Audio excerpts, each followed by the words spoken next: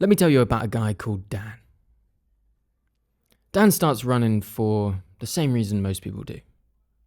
He just wanted to get a bit fitter, clear his head, maybe lose a bit of weight. Life's been busy, stressful, and running seems like a simple, accessible solution. Just what he needs. So, one evening, he puts on an old pair of trainers and heads out the door. The first run is brutal. 3 kilometers feels like a marathon. His lungs are burning, his legs feel heavy, and he's checking around every street corner, just wondering, is this far enough to call it a day? And then when he gets home, something interesting happens. He feels good, clearer, lighter, accomplished, proud of himself. So he goes again the next day and the next week. Within a month, Dan notices something incredible that happens to almost every beginner runner. He gets better. 5 kilometers doesn't feel impossible anymore. His breathing is calmer. His legs don't ache the same way. Running starts to feel like freedom. He finishes work, throws on his trainers, and just goes. No plan, no pressure, no numbers, just running. And honestly, he loves it. Then one day, because he's loving running so much, Dan buys a running watch. At first, it's brilliant. Suddenly he can see everything. Distance, pace, heart rate, calories, splits, even stride length. He uploads his runs to Strava and discovers a whole new world of runners posting their workouts. And it's fascinating to him. He starts learning about weekly mileage, VO2 max, resting heart rate, aerobic zones, training load. It feels like he's discovering the science of running. But slowly, something changes. Dan goes out for a run one evening and notices something. Instead of just enjoying the run, he keeps glancing at his watch. Pace is slower than yesterday. He speeds up. Heart rate's higher than usual. He worries about it. He checks Strava later and notices that his friend ran 12k that morning. Dan only ran 8. Suddenly, his run doesn't feel as impressive. A few weeks later, he finishes a run that actually felt great. But when he stops the watch, it says 5:34 per kilometer average pace. Last week, it was 5:21 per kilometer. So now he feels disappointed. How is it that last week he was running 5:21 per kilometer and now he did a run that feels good and he's running 5:34? This makes no sense. No wonder he's disappointed. Even though nothing about the experience of the run was bad, the numbers told him it was. Without realizing it, Dan's relationship with running has changed. He started running because it made him feel free. But now, distance determines if the run was worth it. Pace determines if it was good. Strava determines if it was impressive. And VO2 max determines if he's fit. The watch was supposed to help him run, but now the watch is telling him how to feel about running. Today, we're talking about one of my favorite topics and most frustrating gripes in the running space, and I think it's unique to the modern era of running. If you go back to a couple of episodes ago, I spoke with Brian Wolfie Peterson about some of the challenges of the modern running world. There's a previous episode, many episodes ago where I talk about the pros and cons of the modern running era, and within that episode there is a little section on data obsession. Today we're dedicating an entire episode to data and this obsession that we now have with data.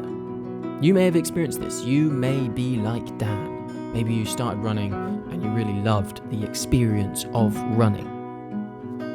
The valuable thing to you was the experience of running. I want to try today to take a balanced approach, but for the most part, I'll be talking about the challenges we face with too much obsession with data. I'll be talking about a few things: distance and volume, Strava graphs and social comparison, VO2 max estimates, resting heart rate, pace fixation,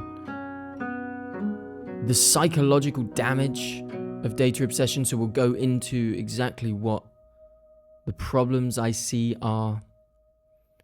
There's a great irony that I want to talk about. And then we want to finish, of course, with some takeaways, how to form a better relationship with data. It's a tool, not a master. Use it well, it can be powerful. Use it wrongly, it can be powerful in the wrong way. Before we get stuck into this episode, I want to quickly talk about the sponsor of this episode, Innovate. Innovate make the best shoes in the world. And I'm saying that because that is my strong and genuine opinion. I am currently traveling a lot, and I've got two pairs of shoes, actually three pairs of shoes. I've got the Road Flies. They're all from Innovate, of course. I've got the Road Flies. I've got the Trail Flies Max and the Trail Flies. So I've got the Trail Fly and the Trail Fly Max and the Road Fly. That's what I've got. I have chosen those because I've just got quite mixed terrain and I want some variation. I'm not doing any sort of really wet trail running. If I did, I would have maybe the mud talons, or I'd have like the trail talons. Maybe the max version of those would be good too if I was doing longer distances. But I think, to be honest, what I've got at the moment does me quite well. I'll be going back in April. I might swap one out. Anyway, basically, I just love the shoes. They're foot shaped. Anytime anyone asks, if I need to buy some trail shoes, what should I buy? It's the Innovates. I'm coming to you with the same recommendation every time. Check out Innovate. If you want proper lugs under your feet, if you want trail shoes that are actually designed for the trails, not glorified running shoes with lugs, check out Innovate at inov8.com. Use the link in the show notes, which will generate a code for you, and you'll get 15% off. I want to start by talking about the core problem. The core problem I see with obsession over data, and I see it everywhere. I see it online. I see it in conversations with running friends. Even those who aren't much into running but into fitness will ask me questions like, what's your resting heart rate? What's your VO2 max? How far do you usually run? These questions are all data driven. They want to measure you by your data. And the core problem that I see is that this measurement becomes identity. The measurement becomes identity. Once data enters the picture, runners often begin to attach their self-worth with numbers.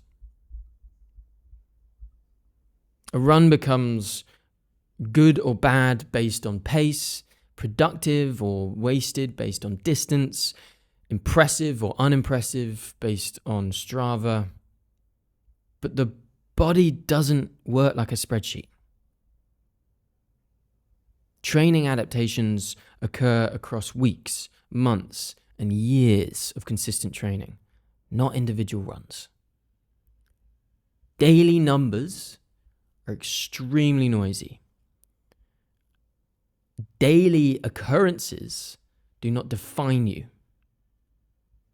When you're measuring daily data, and attaching it to your identity, that is dangerous. Even weekly data,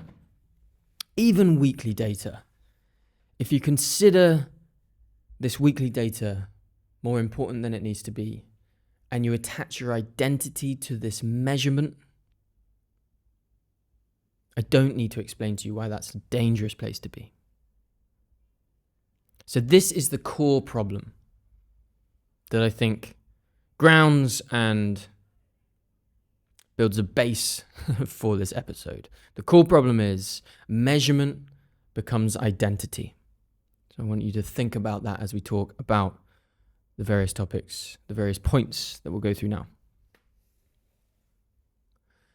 So first I want to talk about why many running metrics are misleading and not the full picture, and looking at them alone is just not all that helpful. So the first I want to talk about is distance and volume. We all know this obsession. This is probably the first and most important obsession that I'm going to talk about, because I think it's probably the most prolific data point that's presented online, is weekly volume measured by distance. Distance is super useful for planning, but it's not a perfect indicator of training quality.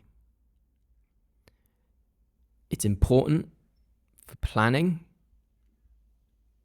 It's a helpful data point, but it's not a perfect indicator of training quality. Two runners can both run 100 kilometers in a week, but experience completely different outcomes depending on terrain, pace, sleep, nutrition, stress, injury history, strength training, training history, intensity. What else? Think of another reason. There are many reasons why two runners can run the same distance in any given week, but have completely different outcomes. Adaptation does not come from distance. Your body does not adapt from distance. Your body doesn't know how far you've run. Your body doesn't measure that. Your body, when you go to bed at night, isn't a certain level of tired because you ran 12K or 8K or 20K. That's not the reason. The distance is not the reason. What your body understands, and the only thing your body understands, it's not pace, it's not distance, it's stress. Your body operates under stress and then recovery. That's how adaptation works. Adaptation works through stress and recovery. Stress and recovery, not mileage. The distance is one piece of a more complicated puzzle. The distance alone is not the most important metric. So a runner that's obsessed with hitting weekly numbers will very often do things that are just that just don't come recommended, that I just would not recommend. And one of the reasons why I'm making an entire episode on this very topic is because of the dangers of data obsession. Runners that are obsessed with just hitting a weekly mileage, no matter what, will often run when injured, force miles when they're tired, avoid rest days, and many other unrecommended things. And ironically, all these things, running when you're injured, running when you're ill, when you're extra tired, not listening to the body and looking at the data alone, ironically, this reduces long-term progress. if you want to actually get better, if you want to actually progress productively and sustainably, you can't be too obsessed with the data. You can't be led and driven by the data. It is consistency that is more important than just raw distance volume. So stop obsessing just with the distance you're running. Distance is one metric of many. It's great for planning, but it's not a good indicator of training quality.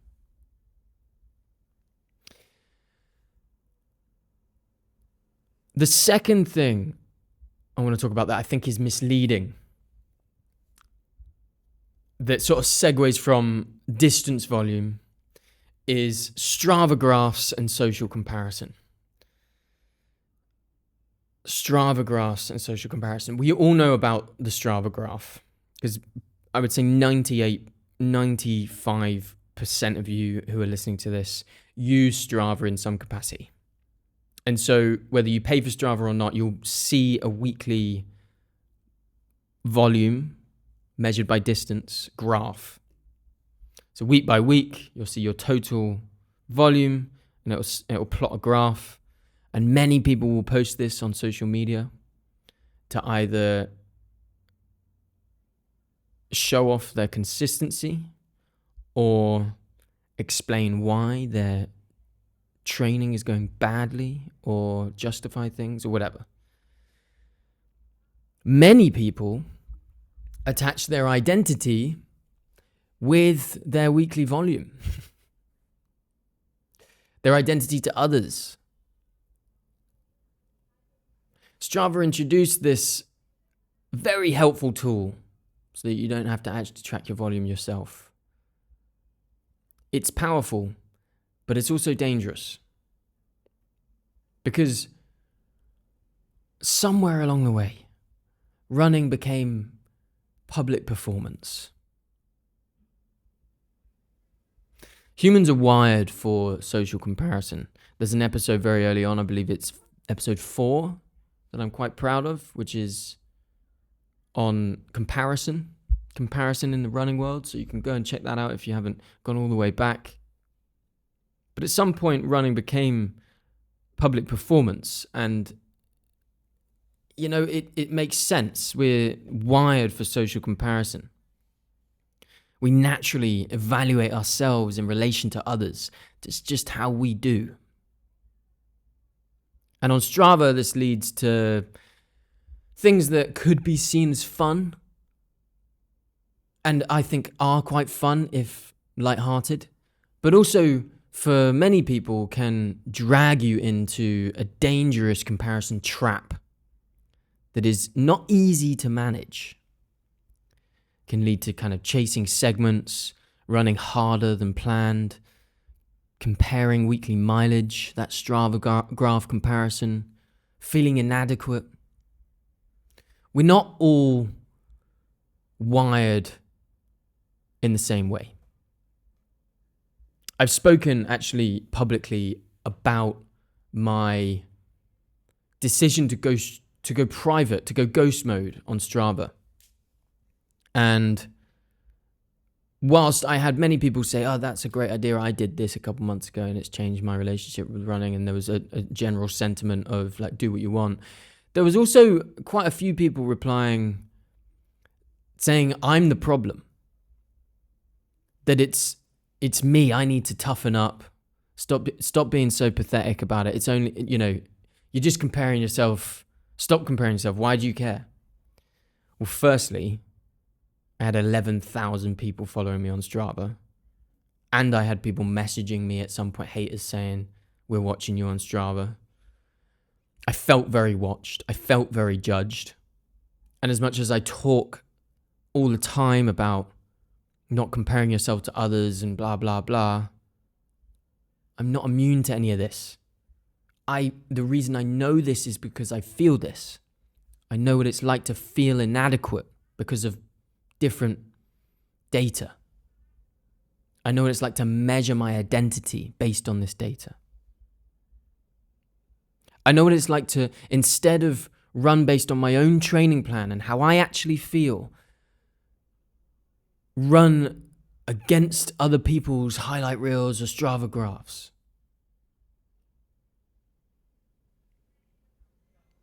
Quite often as well, the posting on social media rather than following people on Strava, because how often are you actually tracking every move that someone makes on Strava?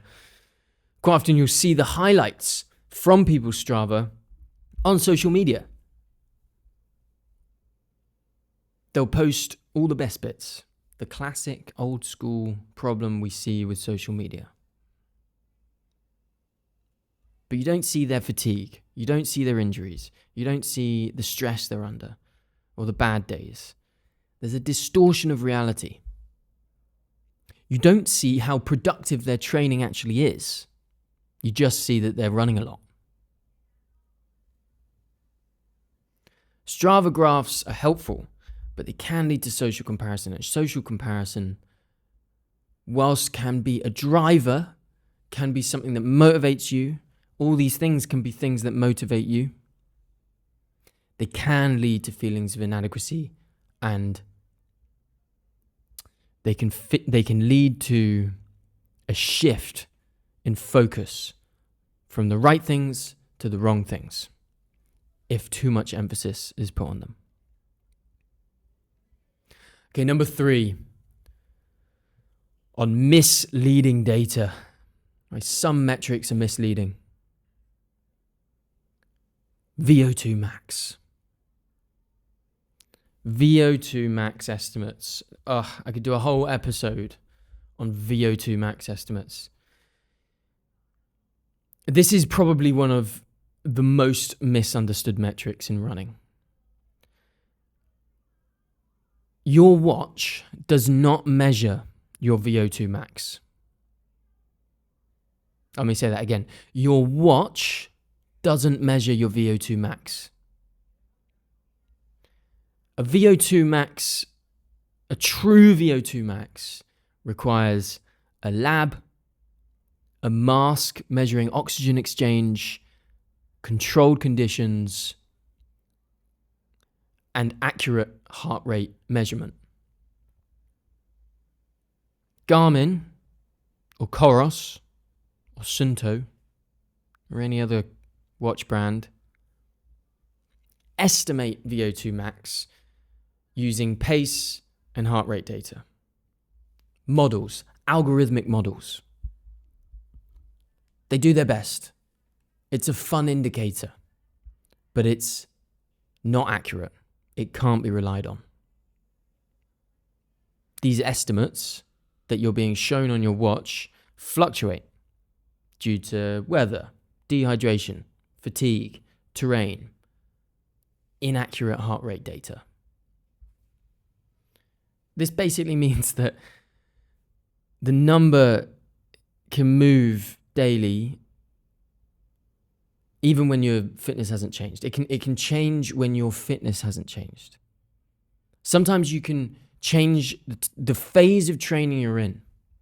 You can be in a base building or maintenance phase. Let's say you're in a base building phase. This is probably the best example. And you're doing like predominantly zone 2 training just to build that base and to build the load tolerance that your body needs, and your strength training a lot. And your VO2 max is probably not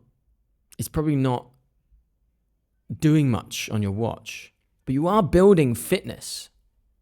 This is fundamental.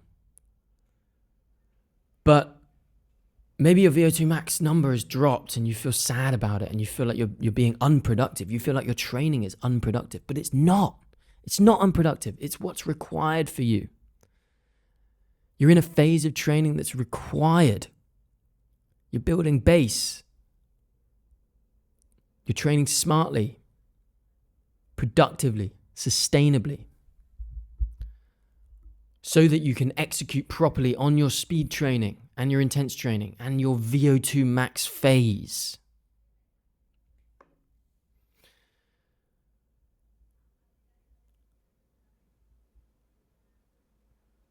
We actually know as well, we've seen studies that have compared the wearable estimates to lab testing, and the errors have sometimes exceeded 15%. There's a big range difference there. So you're obsessing not only over a number that is probably or very likely to be wrong, but let me ask you something. What are you doing with that number? What are you doing with the knowledge of your VO2 max? You know, I've never really known my VO2 max. Never known. Do I care? No, I don't care. Now, if I wanted to really take my running exceptionally seriously, and it was my number one goal in life to become a really talented, exceptional, fast runner. I don't know why I said talented. I mean, like, I'd put in the work and I'd become the best runner I possibly can. If that was my goal, I was absolutely dedicated to being the best. VO2 max would probably be a helpful data to have. But let me ask you, what are you doing with your VO2 max number? What are you actually doing with it? What does it really mean to you? Why do you need to know? Why do you actually need to know? Tell me. You don't. You literally don't. Do you know what's a good indicator of fitness or running capability? How fast you can run a certain distance. A race. Go and do a 5K. See how fast you're doing. Then put in a decent block of training. Then measure the 5K time again. See if you've got better. See if you've got fitter.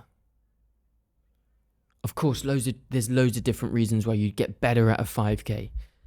But let me ask you, what are you truly doing with that VO2 max reading? Let me tell you what you're probably doing. You're probably judging yourself based on the reading. You're probably comparing that reading to other people. You're probably getting all up in your head about the importance of your VO2 max.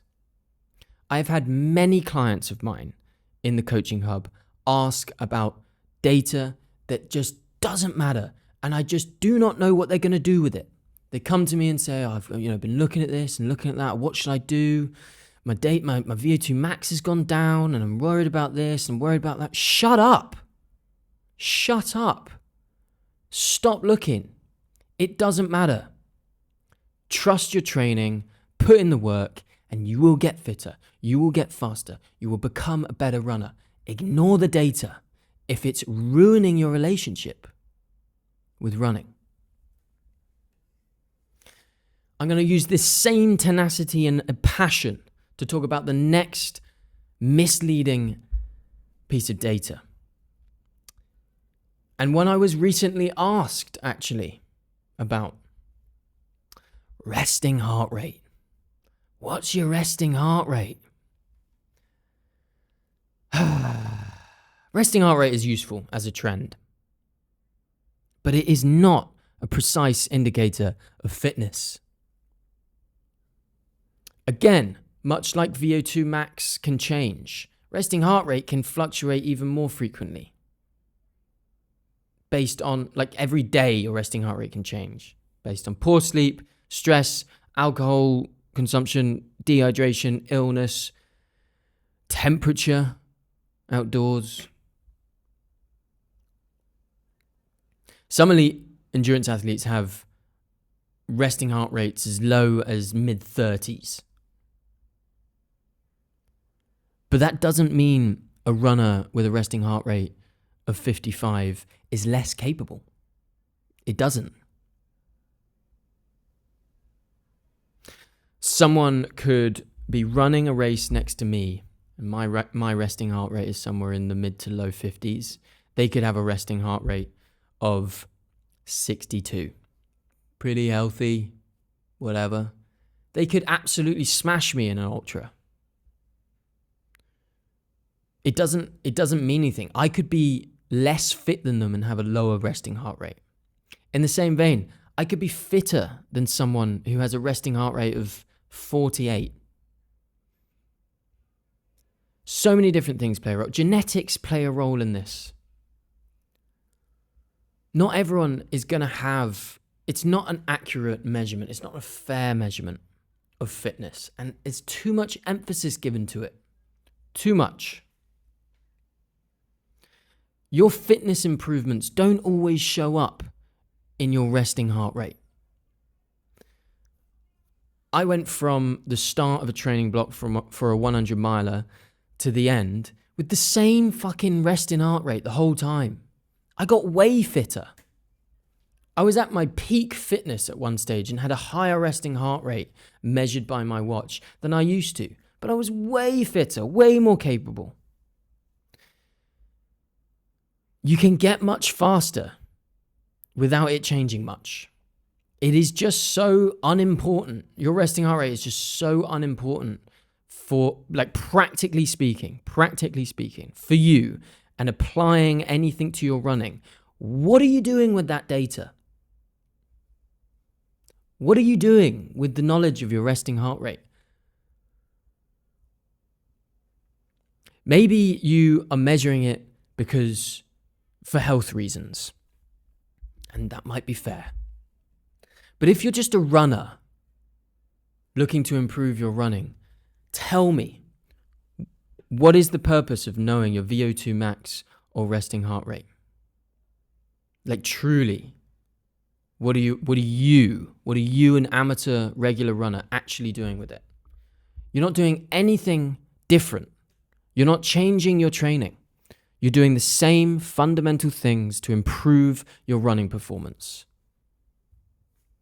And your running performance will improve regardless of whether the numbers on your watch for your resting heart rate or your VO2 max change.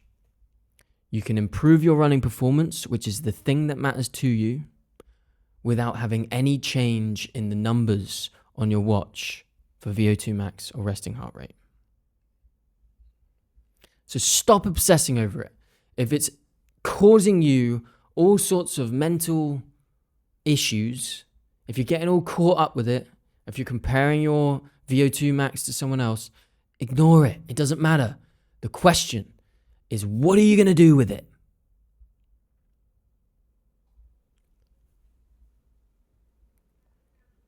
The fifth and final misleading bit of data that we're all obsessed with is pace. You were ready for it. Pace fixation. Many runners, including a younger Tommy, evaluate runs purely by pace. But pace without context is meaningless. I think my first properly successful video on the social medias was about pace obsession, and it rustled a few feathers. But I think the hook was something like, it was something aggressive, like, if you want to show that you have no idea what you're talking about, ask someone about their pace. Again, let me go back to a previous point. Your body doesn't understand pace. It doesn't know the speed you're running. Your body does not know how fast you're running. It just knows stress. Pace without context is meaningless. A slower run might be caused by hills, trail terrain, weather, heat, fatigue. You might be deliberately easy training.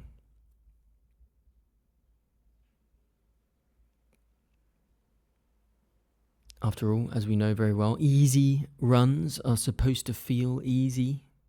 They're supposed to feel easy.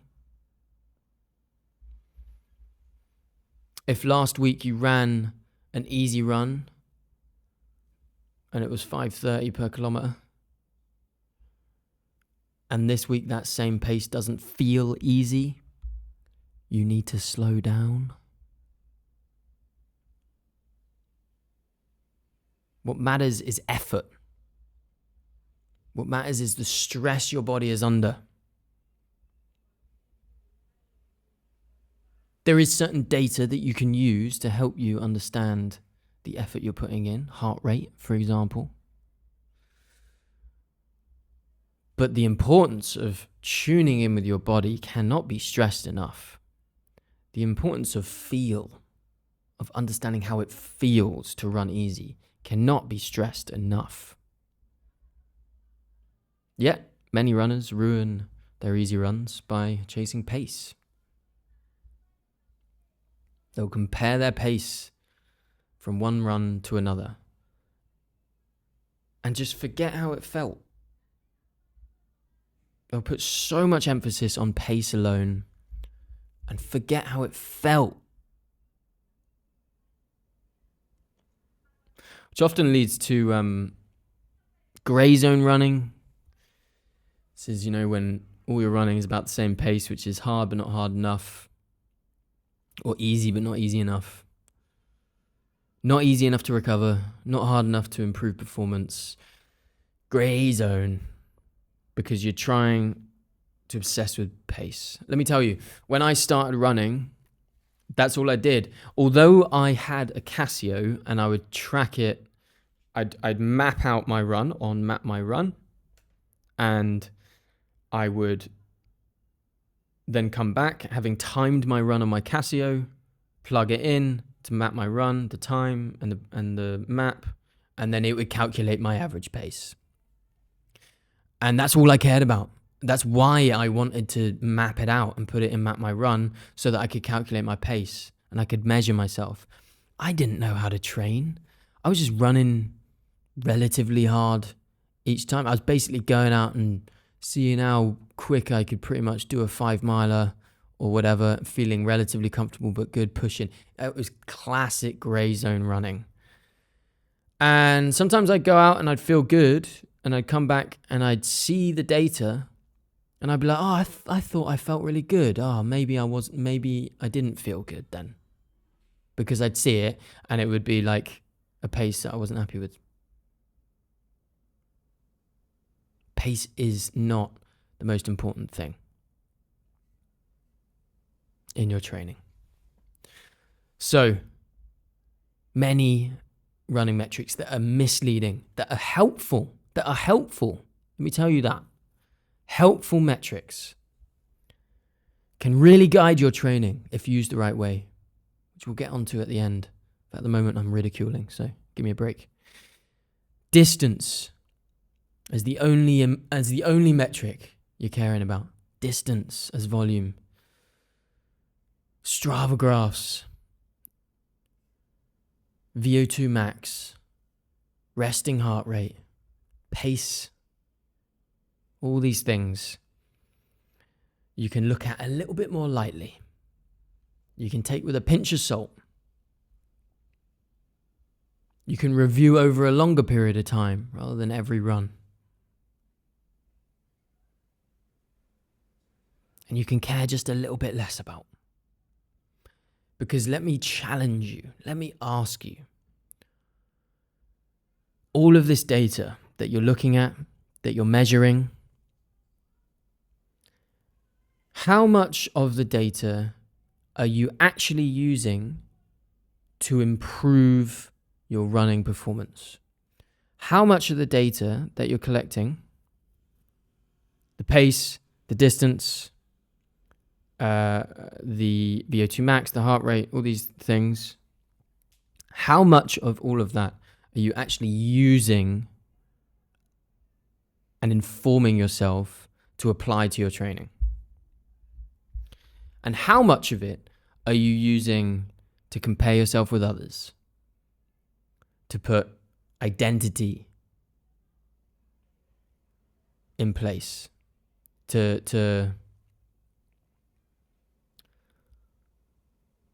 measure your identity? It becomes your identity, this measurement. how much of it is becoming who you are? How much of it is determining your self-worth?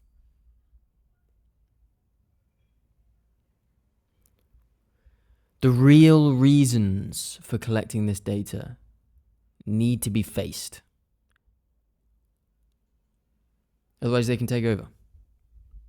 Which brings us on to my next section. The psychological damage of data obsession.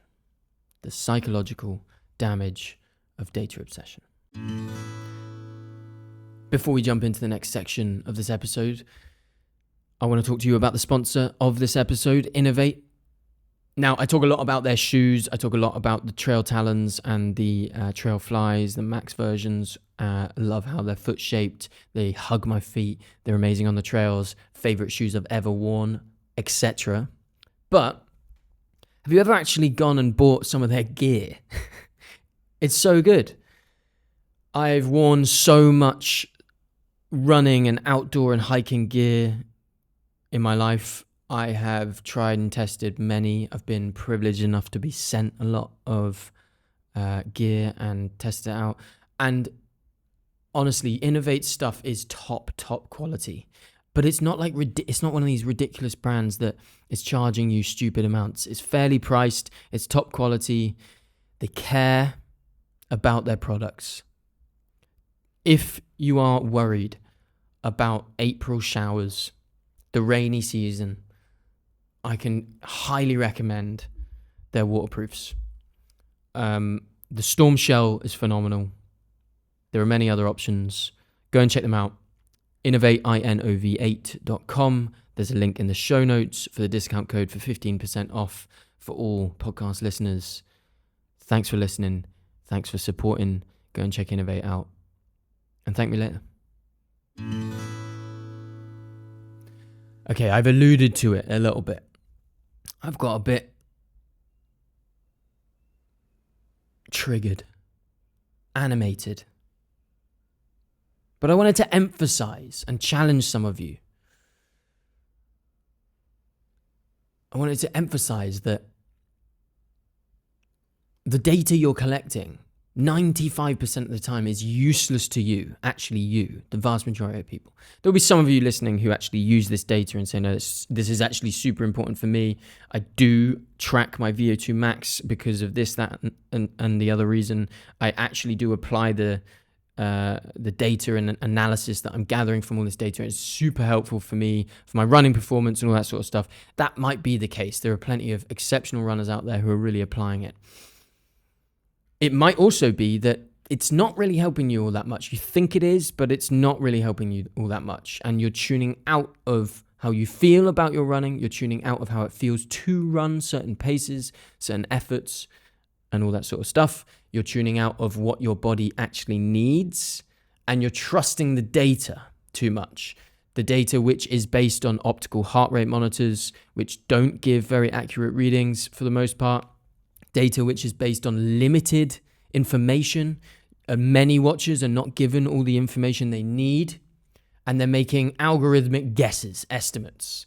They have models which are good but are flawed.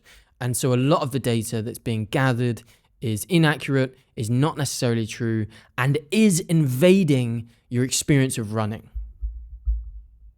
So although many of you may use the data appropriately, and then, of course, I use the data. We'll talk later about how to form a better relationship with the data, because I believe it's powerful, it's helpful, and it's one of the best things that's happened to my running is being able to collect data on this watch. But there is a serious risk, and most commonly, to the thousands of you listening, most commonly, thousands of you are experiencing the damage of data obsession, the psychological damage of data obsession. The bigger issue isn't that data exists. I love that data exists. The bigger issue is what it does to the runner's mind, what it does to your mind. Again, I've had responses to me talking about this, and people have just said, "Oh, I don't care what other people think about my data. I'm fine. Just do my thing," and that's great. That is awesome. If you are genuinely just doing your thing, then great. But let me tell you, I have been helping hundreds of runners for many years now, and I have over 100 people in the coaching hub, and I have many people messaging me online.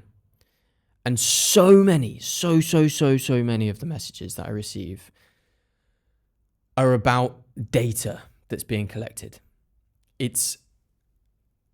They've got themselves into some sort of spin that they're so concerned about that they've come to message someone like me and ask about it. They've got themselves into some mental turmoil about their data because they want to perform, they want to improve their performance, they're collecting all this data, the data is telling them certain things, and that's influencing how they feel about their running and themselves. This is probably, if I were to categorize the questions I get, one would be about injuries, one would be about data. It is a problem, and it may not be a problem for everyone, but it is a problem in the modern running world. Running stops being about play. It stops being about the experience of running. And it just becomes performance evaluation. Curiosity becomes judgment. Instead of noticing breathing, stride, surroundings, runners judge pace and splits.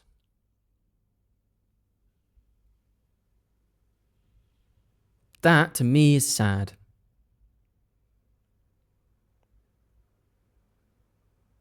We are not robots. We are humans with needs that go far beyond performing well in our running. And we are humans with a solution to many of the problematic ways we feel. And that is the experience of running.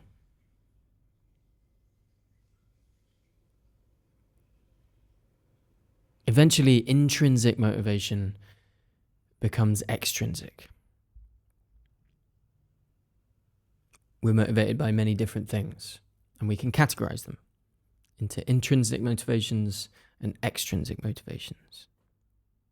When we're intrinsically motivated, we do things for the love of the thing. When we're extrinsically motivated, we do things for the approval of others.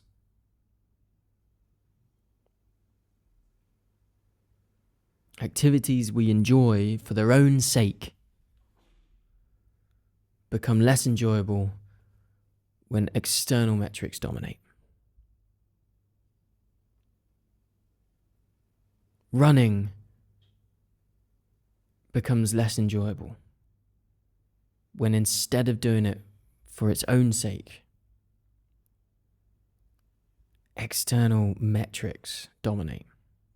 The opinions of others dominate. The runner stops running because they love it. They run because they want a good number. Do you find that sad? That is not running to me. That is a small part of running that dominates the space. And so there is a great irony, and the irony is brutal. Many runners start because they want freedom, but the watch becomes a digital leash. They can't run without checking pace, heart rate, splits, distance. Some runners feel anxious if the battery on the watch dies.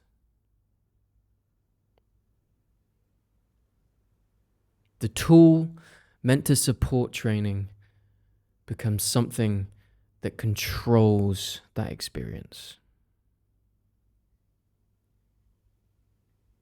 The tool that was supposed to support your training becomes something that controls the experience.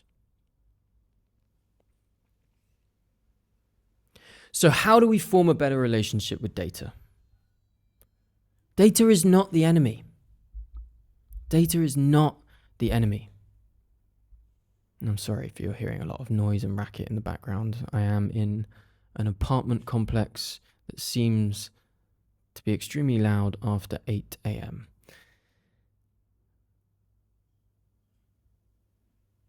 Healthy runners use data in a certain way. They use it to observe trends over a longer period of time. They use it to guide training, to find data that matters, trends that matter, and work on certain aspects of their training so that they can improve their running. They use it to reflect over weeks and months. It can be great to see and track your progress based on data. It's not always satisfying enough to just feel like you're getting better. And during the run, they don't obsess over their data. Healthy runners, during their runs, prioritize breathing, rhythm, terrain, enjoyment, tuning in with how they feel.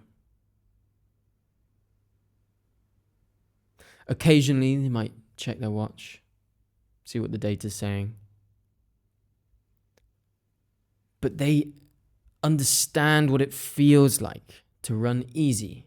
They understand what it feels like to run tempo, to run threshold. They know what it feels like to go max effort. They base their training on effort, and only sometimes do they target certain paces. If their training is getting very specific and they have intervals where they're supposed to meet certain paces, they will do that. But most of the time, most of their training is based on how their body feels, not on the data fed to them on their wrist. In other words, they run first and analyze later.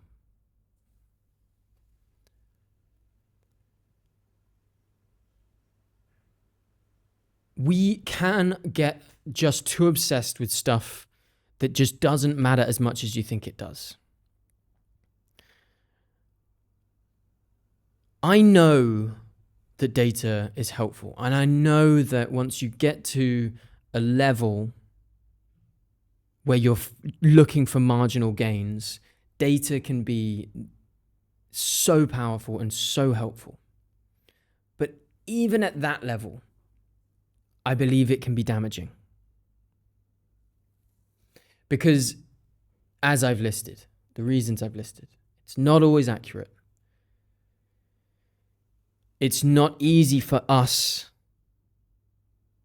as non-data analysts to actually understand the data properly. So we trust our apps and our watches to collect that data and present it to us in a way that makes sense to us. But it's all based on inaccurate readings.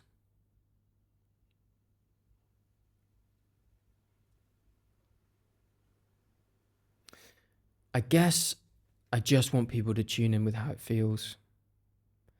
I guess I just want people to remember the experience of running that they fell in love with.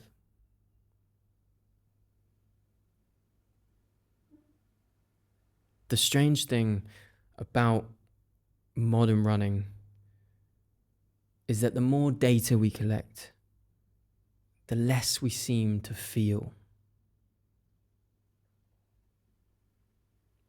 Running was never supposed to just be about numbers. It was supposed to be about movement.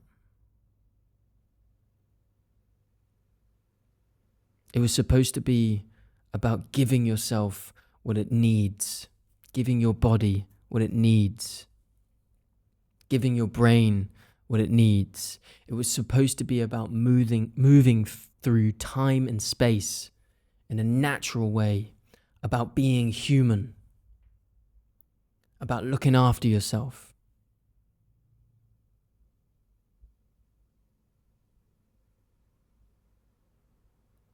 About exploration, adventure,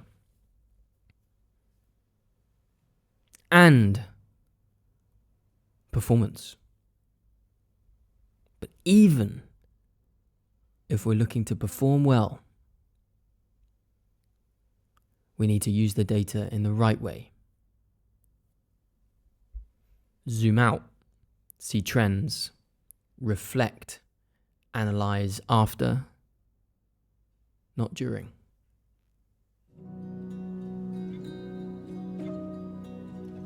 And so Dan was happy with his watch. It gave him information he didn't have before. But he started to obsess. He started to compare. He started to forget what it felt like to run free. He started to tune out, to lose touch with himself and obsess over the numbers on his watch. He started to give too much importance to things that ultimately don't matter. And he noticed this. And he decided he'd change how he approached this running stuff. He'd still wear his watch. He'd still track his runs.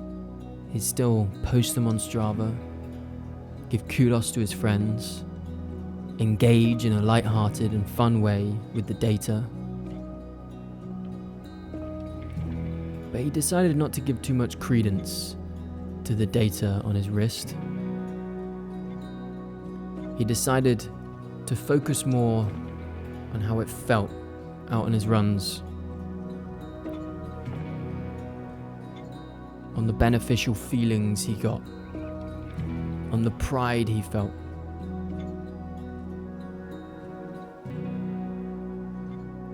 And sure enough, with a gentler grip on the data he was collecting, his love for running returned.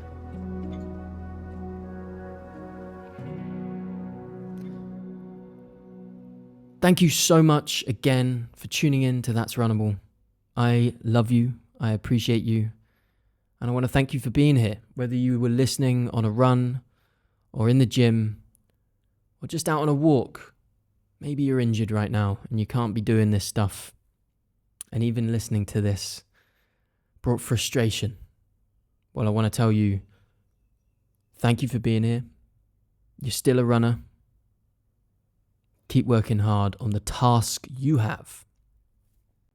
If you want some structure, if you want some clarity and guidance, and you want to work with me, you want to become a member of the Coaching Hub, then I would do so now. Spaces fill up each month, and there are a limited number that I bring in an intake each month. There is a limited number. If you bag your spot now, you can start at the start of April. I want to encourage you to do so. I know that some of these adverts that come your way may not feel like they're to you. You might feel like the advert's happening and it's to someone else or for someone else. But I want you to know that this is designed for people like you. It's just designed for people who want a proper, good relationship with their running. You can come into the Coaching Hub, stay for a few months and then leave, and hopefully you can gather as much information as you possibly can about your running and then apply it to your running. It's a whole hub of resources, a library of resources, video resources. It's a program that you follow, a full running and strength program guided by me. And it is a private chat with me as well. So you'll have me there as your coach, as your guide, as your confidant throughout the process. If you want to join now and just test it out, I'll give you money back if you hate it. And that's it. That's all I have to say on that. Links in the show notes. Okay, go check out the show notes. There's some free stuff down there for you, and you can check out the Coaching Hub. You can check out Innovate. Run the runnable. Keep showing up for yourself, and I'll see you next time.